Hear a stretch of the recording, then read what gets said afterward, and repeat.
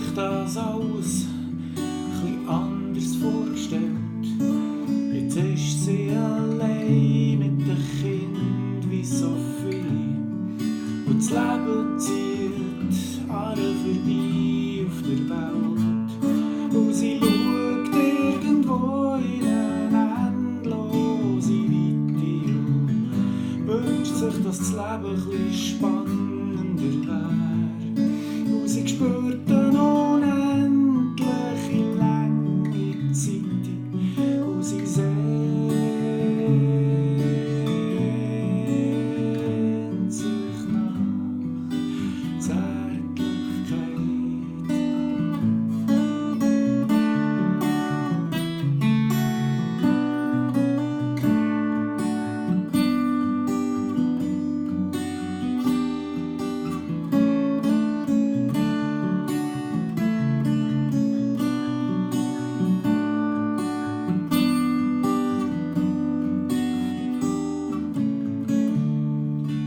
Liegt sie weich bettet, der Kopf tief im Küssi und das vor dem Fenster zieht hoch und vorbei.